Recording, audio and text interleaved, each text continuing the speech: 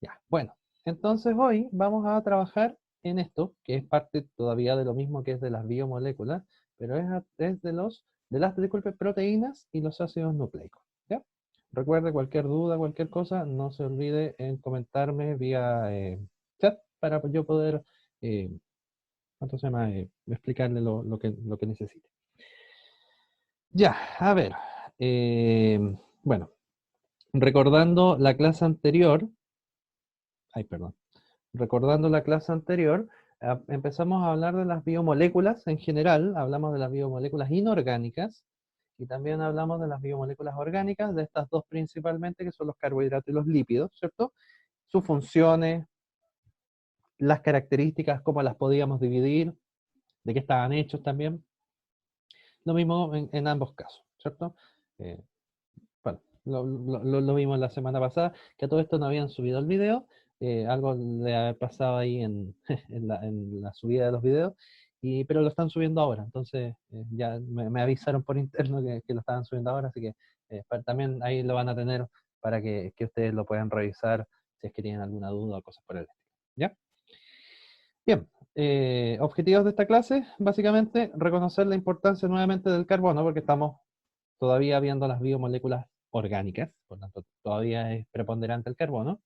Y hoy vamos a conocer la estructura y la función de las proteínas y los ácidos nucleicos. ¿Ya? Entonces la clase va a seguir la misma lógica que la semana pasada, pero de otra cosa. ¿Ya? Partamos por, eh, lo que es una pregunta PSU. Fíjese, nos habla y nos dice, la molécula de glucosa es al almidón como un, ¿cierto? Y nos pregunta, ¿es un esteroide, es un lípido, una proteína, un aminoácido? Nos está haciendo como comparar, no sé si se fija, y fíjese que la PSU de hace no muchos años. Entonces, nos está haciendo comparar algo, ¿cierto? Entre, dice, la glucosa, que esto usted recordará que la glucosa es un monosacárido, ¿cierto? Es al almidón, o sea, nos está comparando un monosacárido con un polisacárido, o sea, una unidad básica con algo que es más grande, ¿cierto? No está en ese orden, una glucosa es al almidón, o sea, una cosa chica es algo grande, ¿cómo? Y nos pregunta, ¿cierto? ¿Cuál podría ser? ¿A alguien se le ocurre tal vez cuál podría ser de las respuestas la correcta? Así como antecedente, como siempre lo hacemos al partir estas clases, que quede ahí como idea, ¿cierto? Y al final de la clase veremos si es que está bien o está mal, y si está mal, bueno, entenderán después las razones de por qué está mal cuando veamos la clase. ¿A alguien se le ocurre cuál podría ser la alternativa correcta de esta respuesta? O no, o a lo mejor no, definitivamente no lo cachan. También es posible, también, bueno, de eso se trata también esto de poder ir refrescando estas cosas. ¿Mm? Bueno, lo vamos a dejar ahí como una interrogante, ¿cierto? Y vamos a continuar. Bueno, aquí creo que hay alguien que responder. Pero, espérese, un minuto. Eh, Aquí. No cacho nada. Bueno, la B hablan también. Podría ser, ¿cierto? Vamos a ver si hay, si podría ser. Vamos a dejarla ahí como interrogante y ahora lo vamos a trabajar. Bueno, sigamos entonces. Bueno, vamos a ver, ¿cierto? Las proteínas y los ácidos nucleicos. Y vamos a partir por las proteínas, ¿ya? Chiquillos, las proteínas, así como hemos conversado hace un momento atrás, o sea, hace unas clases atrás, ¿cierto? Venimos mostrando este mismo cuadrito y vamos a seguir mostrando este mismo cuadrito porque creo que resume bastante bien todas las cosas. Las proteínas están hechas de carbono, hidrógeno, oxígeno, que son los viejos conocidos que ya sabemos que vienen desde los carbohidratos formando todo, pero en este caso se agregan también el nitrógeno y el azufre, ¿ya? Entonces, las proteínas están hechas de carbono, hidrógeno, oxígeno, nitrógeno y azufre, ¿ya? De eso están formadas. Y todas están formadas así. La unidad básica, el monómero que los forma, la unidad básica de esto se llaman aminoácidos. Así como en el caso de los carbohidratos, ¿cierto? Eran los monosacáridos. En el caso de los lípidos, de los lípidos saponificables, eran los ácidos grasos. En el caso de las proteínas, son los aminoácidos. Ese es el monómero, ¿ya? Los ácidos grasos, o sea, perdón, los aminoácidos. Cuando yo quiero unir un aminoácido con otro, yo tengo que hacer un enlace y ese enlace se llama enlace peptídico, ¿ya? Ese enlace se llama enlace peptídico. Los niveles de organización, tenemos primero la estructura primaria, luego la secundaria, la terciaria y la cuaternaria, que hay algunas proteínas que llegan hasta esa estructura que se llama cuaternaria. Y bueno, algunas fuentes, como por ejemplo las carnes. La carne es la principal fuente de proteínas que uno tiene, de todo tipo, rojas, blancas, ¿cierto? De cerdo, de pollo, de pescado, de lo que sea, de vacuno, en fin.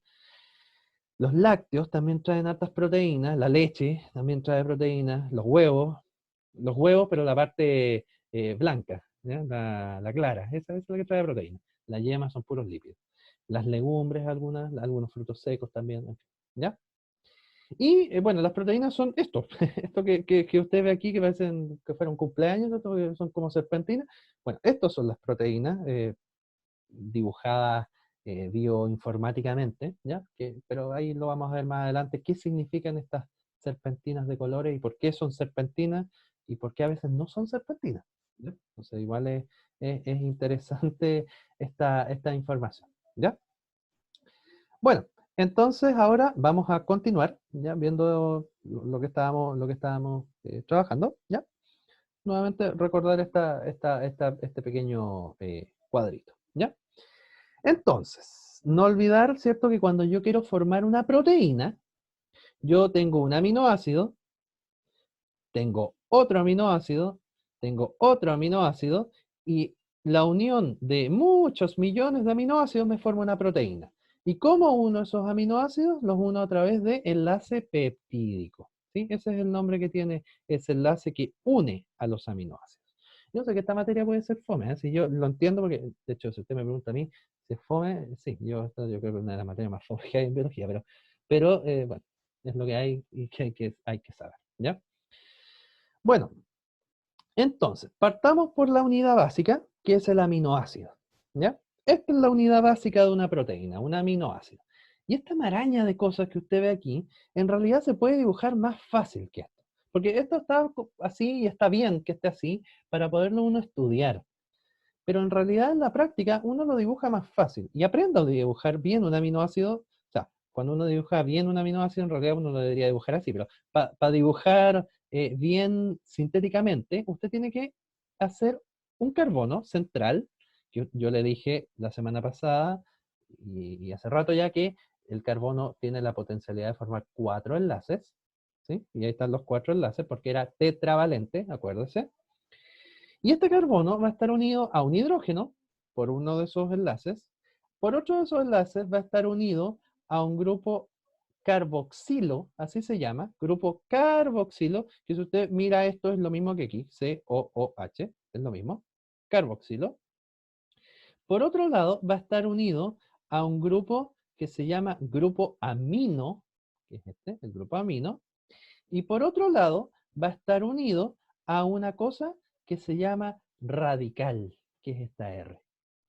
Entonces, si usted se fija, este carbono está unido a 4 cosas.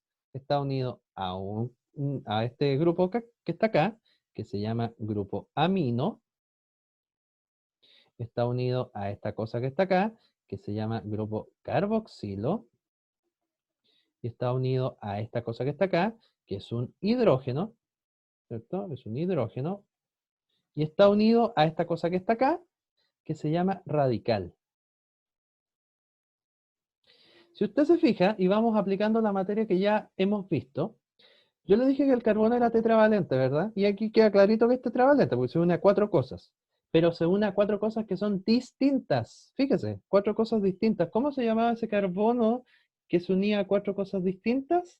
Se llamaba quiral. Entonces, el carbono de los aminoácidos es un carbono quiral. Ahí tiene un ejemplo de un carbono quiral. ¿Qué es un carbono quiral? Un carbono que está unido a 4 cosas distintas. ¿Ya? Bueno, los aminoácidos son 20. ¿Ya? En la naturaleza yo encuentro 20 aminoácidos. 20. Y no encuentro más. No hay más. Naturales.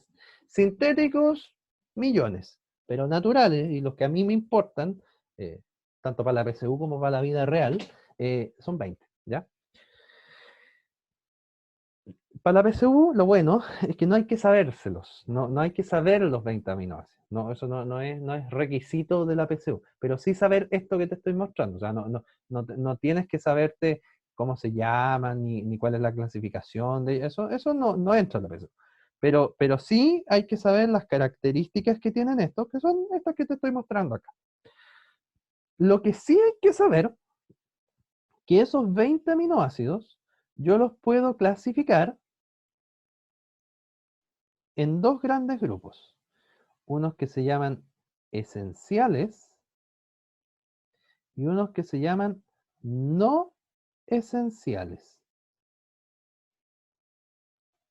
¿Cuál es la diferencia entre un aminoácido esencial de un aminoácido no esencial? Súper sencillo. Un aminoácido esencial es aquel que yo necesito consumir, ¿sí? Es aquel que yo necesito consumir porque mi cuerpo, mi organismo no lo produce solo.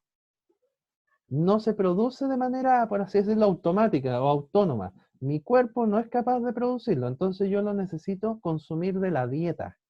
Yo necesito comerlo. ¿Ya? Y un aminoácido no esencial es aquel que uno lo produce de manera automática o de manera... lo produce uno, ¿ya? No importa, lo produce uno. Entonces, no es tan necesario consumirlo de la dieta. Ojo con eso, porque puede llevar error este nombre, porque uno dice no esencial, es como no importante. No significa que no sea no importante. Todos los aminoácidos son importantes. El punto o la diferencia entre esencial y no esencial es simplemente si lo genero yo o no lo genero yo y me lo tengo que comer. Esa es la diferencia. Por eso es tan importante, ¿cierto? Y si usted, bueno, yo no lo conozco en su, ¿cómo decirlo?, en sus gustos culinarios, pero bueno, si hay alguien que es vegano o vegetariano, o sea, no es que esté mal, pero entenderá que un aminoácido esencial vía lechuga no lo va a tener. ¿Se fija? No lo va a tener. Porque generalmente los aminoácidos esenciales vienen en la carne, ¿ya? Entonces, generalmente las personas que toman estos otros caminos, ¿cierto? Que, vuelvo a insistir, no están mal, es una opción de vida y cada uno tendrá las razones de por qué hacerlo, generalmente los tienen que consumir o en pastillas o en cosas por el estilo, ¿ya? Para que lo tengan claro. Entonces, 20 aminoácidos, esenciales, no esenciales, y ya sabemos la diferencia y también sabemos cómo se forman o cómo están constituidos. ¿Ya? Bueno, ahí hay un dato, pero en realidad no toma mucho peso. Vamos ahora al enlace peptídico. ¿Qué es el enlace peptídico? Es simplemente el enlace que sirve para juntar, para unir los aminoácidos. ¿Sí? Eso es el enlace peptídico. Es el enlace que sirve para unir aminoácidos. ¿Ya? Entonces, cuando yo tengo un aminoácido y tengo otro y los quiero unir, yo tengo que formar un enlace peptídico. Y el enlace peptídico tiene la característica de ser un enlace de condensación. ¿Qué significa que sea un enlace de condensación? Que cuando yo formaba el enlace, yo liberaba o formaba, mejor dicho, una molécula de agüita. Eso es un enlace de condensación. Y mira, aquí esto te tiene que quedar claro, por favor, porque mira el GIF y si lo ves y lo entiendes, o sea, si no lo entiendes, es que en realidad ya es como, no, da otra prueba, da historia, porque no, ¿no? Porque, fíjate, mira, yo tengo aquí un aminoácido. Estoy molestando a todo esto, yo soy medio sarcástico, pero bueno, usted entenderá. Ya, entonces, yo aquí tengo un aminoácido, tengo otro, los nombres me lo difieren, ¿cierto? Este es un aminoácido que se llama alanina y otro aminoácido que se llama serina. Y fíjese que cuando se unen estos dos, se forma el enlace peptídico, y cuando se forma el enlace peptídico, fíjense en lo que se forma. Miren, Pongan ojo ahí cuando se forma el enlace peptídico. ¿Qué es lo que se forma? Miren, ¿qué se forma? Agua, ¿ves? Entonces, ese es un enlace de peptídico que tiene la característica de ser por condensación, que significa que sea por condensación, simplemente que se forma una molécula de agua cuando este enlace se forma. Ahora bien, algo muy importante que ustedes tienen que saber es lo siguiente. El enlace peptídico siempre, siempre, y por favor subraye eso, siempre se forma entre el grupo carboxilo de un aminoácido y el grupo amino del otro aminoácido. Mira, siempre se va a hacer entre el grupo carboxilo de un aminoácido, ¿m? Y el grupo amino del otro. Mira, mira el GIF. Siempre va a ser entre el grupo carboxilo de un aminoácido, ahí está el COOH, el carboxilo, y siempre va a ser con el grupo amino del otro. Siempre así. Siempre es la unión entre esos dos grupos. ¿Ya? Siempre. Y eso no lo olvide nunca, jamás, nunca, jamás, nunca, jamás. Esa es la idea de fuerza que se tiene que quedar hoy día y se tiene que quedar hasta el día que dé la PSU porque ya después se puede olvidar. Pero, o sea, si quiere seguir algo relacionado con la biología no se le puede olvidar, pero por lo menos, bueno, entenderá la razón por la cual le da, ¿ya? Porque yo lo que quiero es que te vaya bien, ¿ya? Bien. ¿Queda clara esta idea de cómo ocurre cuánto se llama el enlace como tal, el enlace peptídico, cómo se libera agua? No puedo ser más, ¿cómo decirlo?, más esquemático que esto, para que ojalá les haya quedado, ¿cierto?, clarito esta idea, ¿ya? Bien, vamos ahora a revisar rápidamente, porque la verdad de las cosas es que la PSU, bueno, yo veo esto cuando yo hago en los electivos de cuarto medio, y si alguno de ustedes, bueno, la gente que está en cuarto ya no, pero la gente que está en tercero, quiere alguna vez, para el otro año, pensando en los planes nuevos, tomar un curso que se llama Biología Celular y Molecular, de los electivos nuevos, de estos 27 electivos nuevos, uno ve mucho esto, pero así con detalle, pues, digo, porque ahora, perdóname lo que te voy a decir, pero esto es una revisión PSU, o sea, una revisión así, eh, como se dice, así a la pasada. Uno ve esto con mucho más detalle, mucho más carácter. Es bien entretenido entenderlo, ¿cierto? Un poquito más en detalle y bueno, cordialmente invitados todo el mundo a, si alguna vez quiere presenciar esas clases y si los chiquillos de tercero votan por ese ramo finalmente para el otro año, yo encantado en dictarlo y bueno, cordialmente invitados todo el mundo a presenciar aquellas clases. Pero bueno, pongamos atención ahora a lo que es esto que se llaman los niveles de organización de las proteínas. Porque yo le dije que las proteínas se organizaban en estructuras, y hay 4 estructuras: estructura primaria, estructura secundaria, estructura terciaria y estructura cuaternaria. Entonces las proteínas tienen una estructura tridimensional, y eso es lo que tanto les cuesta entender a los niños. Y a los niños me refiero a los niños de su edad, y también a niños más grandes, casi de mi edad, que todavía no logran entender esta cosa. Niños, ustedes no viven en 2D, no viven en el plano. Nosotros vivimos en la tridimensionalidad. Y las proteínas, aunque sean chicas, también son tridimensionales. Por eso ir al cine a mirar películas 3D es ridículo. Pues, si nosotros vivimos en 3D, es como para aquí. No le encuentro razón. Pero bueno, y más encima es más caro. Así que, entonces, ¿qué es lo interesante de esto? Que las proteínas se empiezan a plegar, a doblar y a ocupar el espacio. Ya no es una cosa plana o que así en el plano espacial, sino que ahora empiezan a ocupar volumen. ¿Ya? A eso me refiero. Entonces, estas es las distintas estructuras de una proteína, las vamos a ir definiendo evidentemente rápidamente cada una. Esta que está acá, que es una línea, si usted se fija, esta se llama estructura primaria. ¿Y qué es la estructura primaria de una proteína? Simplemente la unión de sus aminoácidos.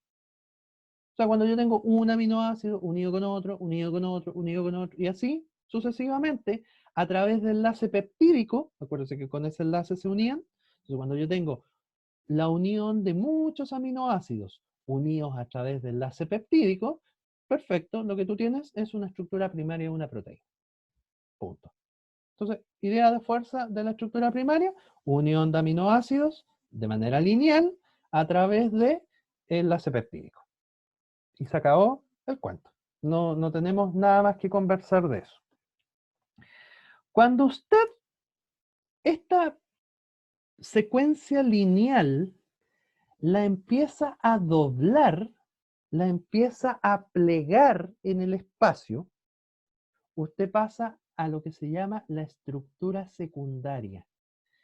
¿Qué es la estructura secundaria? El plegamiento, el doblar esta estructura primaria sobre sí misma.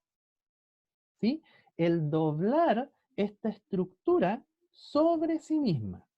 Y usted, y aquí no sale, y por eso es importante que entienda, usted tiene dos formas de doblar una proteína. La puede doblar de manera alfa o la puede doblar de manera beta. Entonces usted tiene la plegamiento alfa o plegamiento beta. Pero ¿y cuál es la diferencia? Evidentemente hay diferencia. Si usted las plega como una serpentina, como una S, como una serpiente así, eso es plegamiento alfa. Entonces, ¿qué es lo que a usted se le tiene que venir a la cabeza? Que cuando usted encuentra algo así, una proteína así, inmediatamente usted, eso es alfa hélice, al tiro. Alfa hélice se llama esta forma, o plegamiento alfa, o alfa hélice. ¿Ya? Estos plegamientos como una serpentina, eso es alfa hélice. Y si usted el plegamiento lo hace en zigzag, así, en zigzag, eso es beta plegado. Entonces, cuando a usted le aparezca una proteína que tiene, ¿cuánto se llama? Es como una serpentina, eso es alfa hélice. Pero si esa proteína es como el plegamiento es en zigzag, como esto, eso es beta plegado. ¿Ya? Para que no se lo olvide nunca. Además, hay otra cosa importantísima que aparece aquí. Y esto es como la gran idea de fuerza que tiene que venirle a la cabeza cada vez que usted escucha la palabra estructura secundaria. Y es que cuando aparece la estructura secundaria, aparecen los que se llaman puentes, puentes de hidrógeno. Aparecen estos enlaces que se llaman puentes de hidrógeno. Entonces, eso quiere decir, y por favor pónganme mucha atención a lo que les voy a decir, porque esto es típico que se equivocan. Que aparezcan en la estructura secundaria puentes de hidrógeno no quiere decir, y por favor subraye eso, no quiere decir que desaparezcan los enlaces peptídicos. No, los enlaces peptídicos siguen estando aquí, entre los aminoácidos. Lo que aparece, se agrega, además de los enlaces peptídicos, se agrega también los puentes de hidrógeno. ¿Se fija, no? Entonces, en la estructura secundaria, en estricto rigor, usted encuentra dos tipos de enlaces. Encuentra los peptídicos, que esos están desde la estructura primaria, y también encuentra los puentes de hidrógeno. ¿Capichi? Esa es una idea que usted tiene que tener muy clara, ¿ya? Muy, muy clara. Una vez que usted ya dobló esta proteína en estructura secundaria, pasamos a la estructura terciaria, que es esta. Que si usted se fija en el dibujo, ese plegamiento es parte de algo más grande. No sé si se da cuenta, ¿ves? Se fija como que ese pedacito es eso de la proteína, pero no, esa no es la proteína. La proteína es algo más grande, que ocupa más espacio. ¿Qué es la estructura terciaria? La estructura terciaria es el plegamiento sobre sí misma de la estructura secundaria. O sea, esta estructura secundaria que ya estaba plegada, ya sea en alfa o en beta, se dobla pero sobre sí misma. Se vuelve yo sé que es difícil de imaginarlo, pero se vuelve a doblar sobre sí misma. ¿Ya? Hay un plegamiento de una estructura secundaria sobre sí misma. ¿Ya? Sobre sí misma. Entonces, aquí la proteína claramente adquiere un volumen mayor. Fíjense, esto es un pedazo ordinario y aquí ya tengo, ¿cierto?, una proteína con un volumen mucho más masivo. ¿Se fija? Como diría Daddy Yankee, ¿cierto? Un volumen mucho más masivo. Por masivo me estoy refiriendo a Daddy Yankee. Y eh, fíjese también, y esto es bien interesante, que en una estructura terciaria, o cuando una proteína llega a una estructura terciaria, la proteína adquiere funcionalidad. Y eso es, pero súper importante. ¿Qué quiere decir esto? Quiere decir que cuando una proteína ha llegado a su nivel de plegamiento terciario o a su estructura terciaria, esa proteína ya es funcional. O sea, ya es capaz de hacer la acción que está pensada hacer. Por ejemplo, si esta proteína es una enzima, o si esta proteína es la hemoglobina, o si esta proteína, no sé, si esta proteína es lo que sea, ya puede cumplir la acción a la cual está predeterminada a hacer. O sea, adquiere funcionalidad. Y otra cosa importante, que también no se te puede ir de tu cabecita, es que en la estructura terciaria aparecen otros enlaces, aparte de los que ya están. O sea, vuelvo a insistir, no es que en la estructura terciaria ya no hayan puentes de hidrógeno, ni tampoco hayan enlaces peptídicos.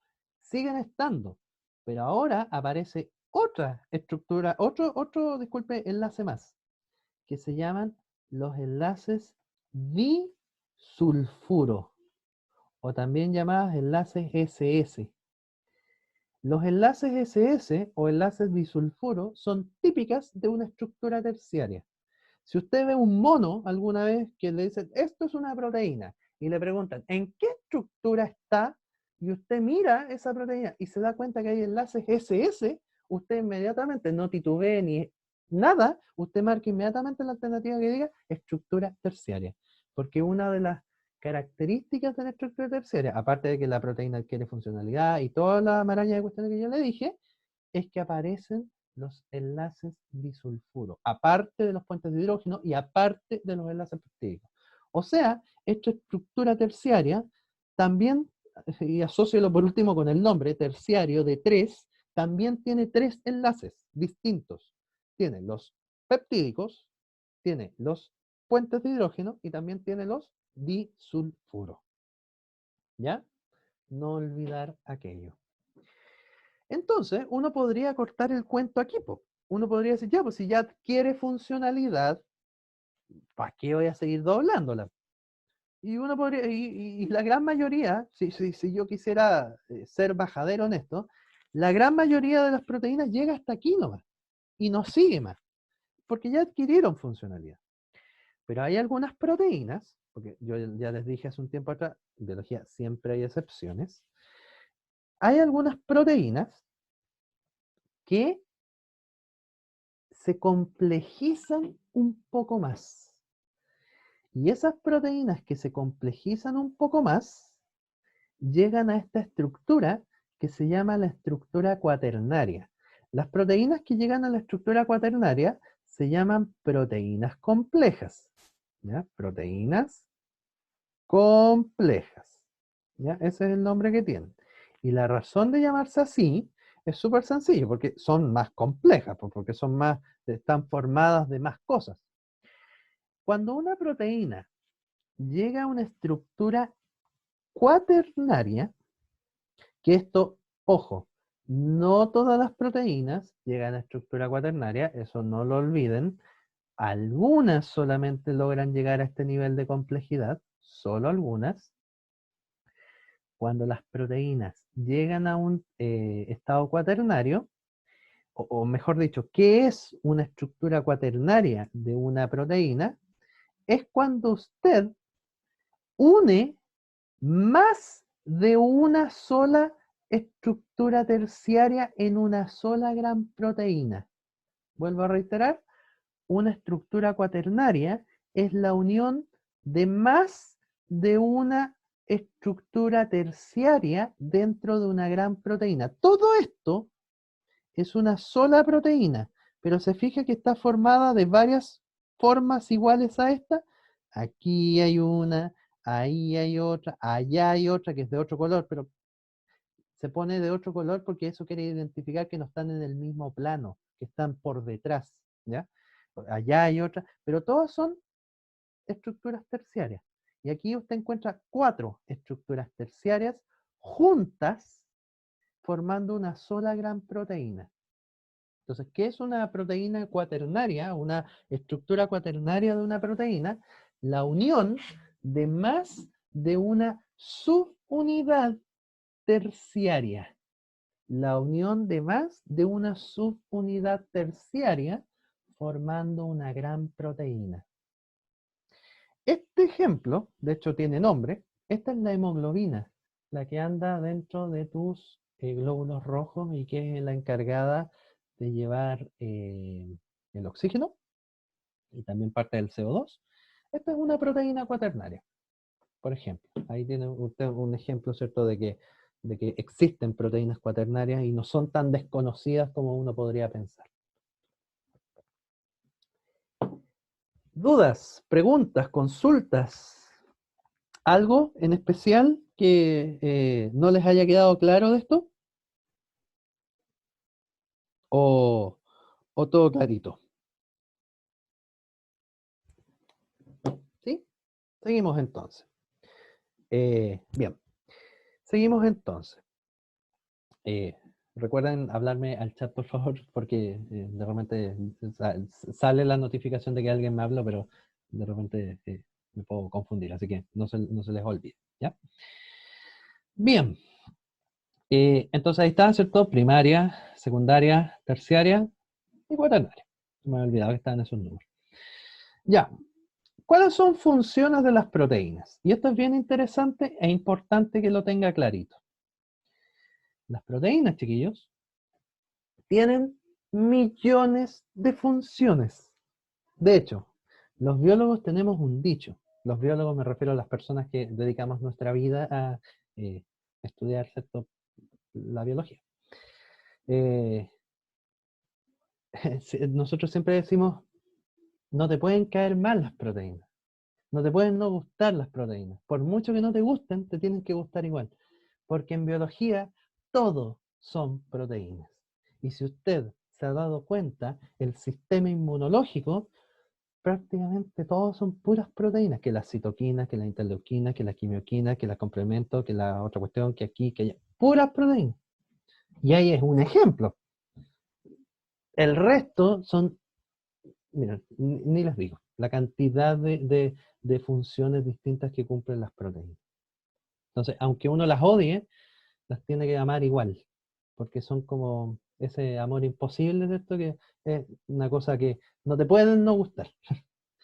Bueno, cumplen funciones estructurales, como por ejemplo, forman parte del citoesqueleto de tus células.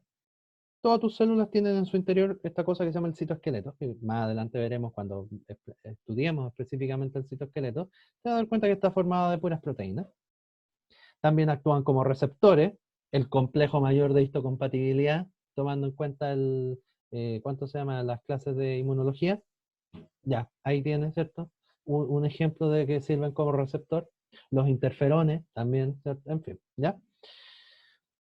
Muchas funcionan como enzimáticas. De hecho, usted tiene que saber algo. Todas las enzimas son proteínas. Todas, todas, todas, todas. Bueno, salvo algunas, pero la gran mayoría son así, el 99% son proteínas, ¿ya? Y funcionan como biocatalizadores de una reacción química. Muchas funcionan como hormonas, como por ejemplo la insulina, el glucagón, la hormona del crecimiento y muchas otras que vamos a ver cuando veamos sistema endocrino, que también lo vamos a ver. Bueno, otras forman parte de la defensa, como la inmunoglobulina o anticuerpos, y todas las otras que yo las he nombrado.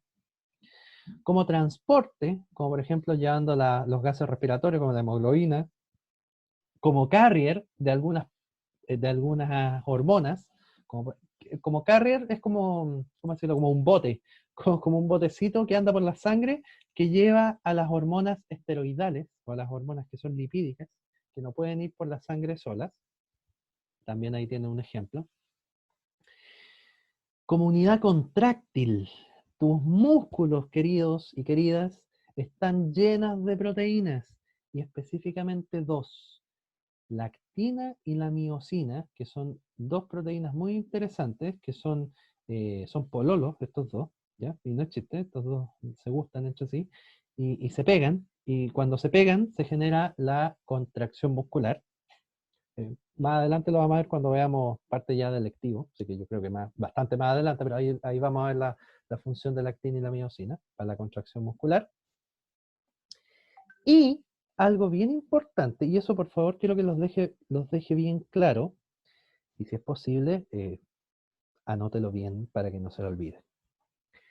Todas estas que voy a marcar acá, hasta la penúltima, hasta ahí, son las grandes funciones de las proteínas. Si usted le quiere poner un título a esto, estas son las grandes funciones de la proteína. Para eso sirven las proteínas. Y si usted se fija, dejé aquí abajo una función, porque también es función, pero las proteínas no están hechas para eso, que es la función energética. ¿Las proteínas te pueden dar energía? Sí. Y eso yo no lo niego, ni nadie se lo va a negar. Pero te dan cuando es una condición extrema. ¿Y a qué me refiero con una condición extrema? Cuando ya no hay carbohidratos y cuando ya no hay lípidos.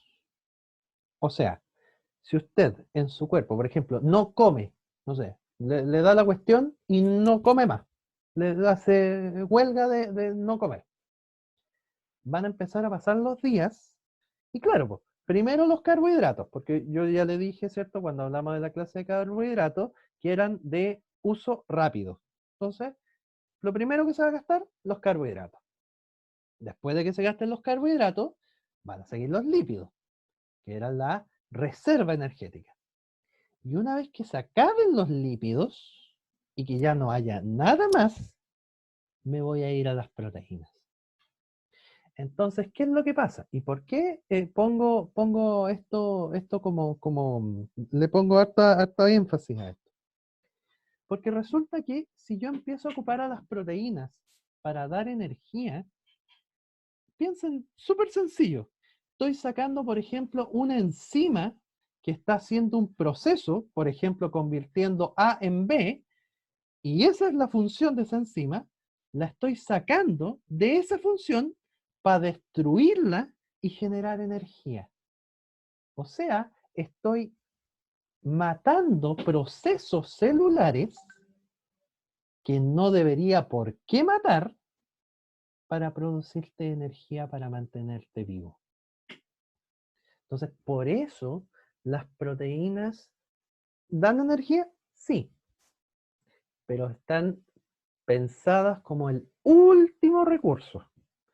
Si usted está gastando sus proteínas como energía, usted se está muriendo. Así de sencillo. Esa es la palabra que hay que utilizar para esto. Si yo estoy usando mis proteínas para poder darme energía a mí, quiere decir que yo estoy a un paso y medio de la tumba. Más encima, cuando las proteínas dan energía, la energía que dan en comparación a un carbohidrato o en comparación a un lípido es súper poca. O sea, más encima es poco eficiente. Así que por eso es importante cuidarse, ¿cierto? Alimentarse bien para que nuestras reservas energéticas ojalá nunca se agoten, ¿ya? Y que por eso es tan importante, ¿cierto? comer bien, y bueno, todo lo que uno sabe de que tiene que comer bien y no hacer tonteras con su cuerpo, ¿ya? Ya sabe a lo que se arriesga, ¿ya? Espero que haya quedado claro esa idea. Ya, vamos a las preguntas. A participar, por favor, para vía chat o como ustedes gusten, para que vamos respondiendo. Dice, las proteínas tienen una configuración espacial específica para la función que desarrollan. Una alteración a esta configuración Ay, chuta. No, esta no la pueden responder porque yo no lo he dicho. No lo he explicado. O sea, sí la pueden responder, pero no van a saber porque no lo he explicado. Sí, perdón, se me olvidó. Mira, les voy a explicar rápidamente esto sin responderla. Entonces, se lo explico y lo respondo. ¿Ya? Cuando usted altera la configuración de una proteína, por ejemplo, permiso, me voy a devolver. No sé, pues, si su proteína era una proteína terciaria y así era feliz, y usted la altera esta configuración, algo le hace que esta proteína se altera en su configuración y, por ejemplo, se empieza a desdoblar y se convierte, era terciaria y se devuelve a secundaria. ¿Me entienden la idea? Por ejemplo, yo tenía una estructura terciaria y yo la empiezo a desdoblar, o sea, hacer el proceso inverso, y me devuelvo, por así decirlo, a lo que era antes. Esa proteína se empieza a desarmar. Y cuando una proteína se desarma, pierde su funcionalidad. Y eso es grave. ¿Por qué? Porque resulta que yo necesito que la proteína me haga una función. Para algo la creé. Entonces, si yo la estoy desdoblando, estoy haciendo que esa proteína ya no haga esa función. ¿Me entiendes, no? Profe, Ah, sí, diga. tengo una duda, porque yo antes tenía entendido, o sea, no sé si será así o no, así que por eso prefiero corroborar, que las proteínas les pasaba ese efecto así como al revés, de 3 a 2 a 1, Ujú. cuando se subía mucho la temperatura y las proteínas se iban como desarmando. Perfecto, perfecto. De hecho, para allá iba. Ya. Para allá iba. No, pero muy bien. Okay. Efectivamente. Este proceso de irse desdoblando hace que las proteínas pierdan funcionalidad. Y ese proceso tiene un nombre. Lo vamos a poner por acá abajo. Se llama desnaturalización. El proceso de desnaturalización es un proceso sumamente complejo que en teoría no debería pasar, que es cuando sus proteínas se empiezan a desarmar. Y por tanto, como se empiezan a desarmar, empiezan a perder funcionalidad. ¿Cuándo ocurre eso? Como lo dijo la compañera muy bien, por ejemplo, cuando se eleva la temperatura. Por ejemplo, cuando usted tiene fiebre. Por eso es tan grave tener fiebre. Porque cuando tú tienes fiebre, elevaste la temperatura de tu cuerpo y las proteínas que están en tu cuerpo también sufren ese aumento de la temperatura y se empiezan a desnaturalizar, se empiezan a desarmar. Y eso te puede llevar a la muerte. No es que la temperatura me mate, es lo que causa ese aumento de temperatura lo que me puede matar. Eso es, ¿ya? Y claro, pues, como dice el compañero, ¿cierto? El aumentar la temperatura puede causar desnaturalización, el disminuir el pH o también aumentarlo, por ejemplo, el pH de la sangre, variar el pH para arriba o para abajo, también puede causar desnaturalización y un montón de otros factores. ¿Qué es la desnaturalización? El perder la función, eh, ¿cuánto se llama? Primero la estructura, y al perder la estructura, también pierde la función. Y eso, como le digo yo, es grave. ¿Ya? Ya, ahora sí, tratemos de responder la pregunta número 6. Dice, como les vuelvo a leer, dice, las proteínas tienen una configuración espacial específica para la función que desarrollan. Disculpe. Una alteración a esta configuración, ¿qué podría producir? A, B, C, D, E. ¿Cuál podría ser? Según ustedes, aventúrense, arriésguense. Acuérdense que hay un dicho que dice que no se arriesga no cruza el río, así que arriésguense a contestar. ¿Cuál creen ustedes que podría ser, cierto, la respuesta correcta de esta alternativa? Por chat o como quieran. Pueden responder. Les damos el tiempo para que piensen y pueden responder.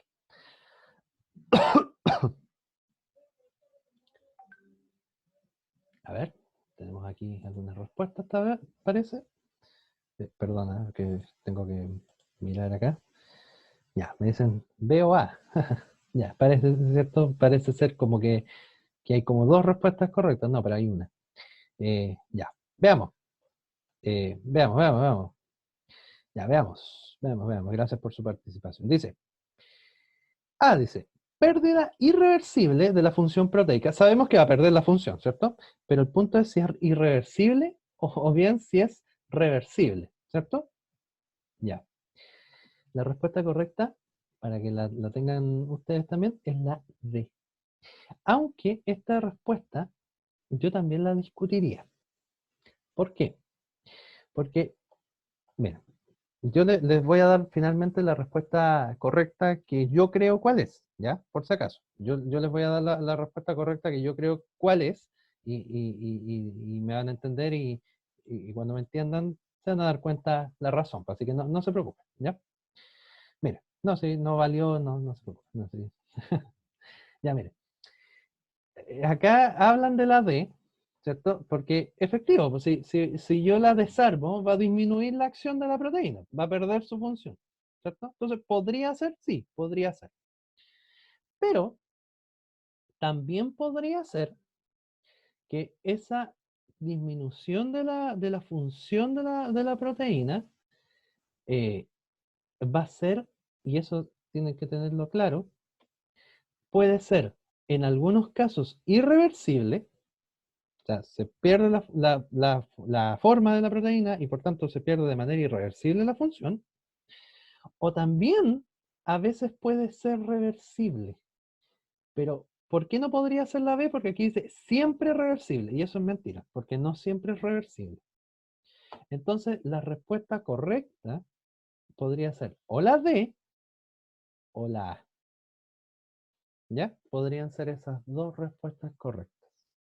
Así que no valió, ¿ya? Si se equivocó, en realidad no se equivocó tanto, ¿ya? Porque esta respuesta tiene ese error, ¿ya? O en realidad no es un error, tal vez sí, pero una imprecisión, ¿ya? Eso es lo que tiene, ¿ya? Ya, sigamos. Siguiente pregunta. Dice, si se tiene una proteína en condiciones de laboratorio y se aplica un agente físico, lo que provoca una desnaturalización por daño a su estructura cuaternaria, ¿cuál de las siguientes opciones corresponde al agente responsable de esa desnaturalización? O sea, ¿qué me podría hacer? ¿Cuál de todas estas cosas me podría hacer generar desnaturalización? Y nuevamente hay una imprecisión. Si usted se ha dado cuenta, tal vez si se dio cuenta, nuevamente hay una imprecisión. Porque nuevamente hay dos respuestas correctas. ¿Ya? Así que espero que se haya dado cuenta de ese detalle. A y D, ¿verdad? Exacto, Emilio. Justamente, A y D. Porque puede ser la temperatura y también puede ser el pH. ¿Sí? Acá hablan de la temperatura. Y yo, por un lado, entiendo por qué pusieron la temperatura.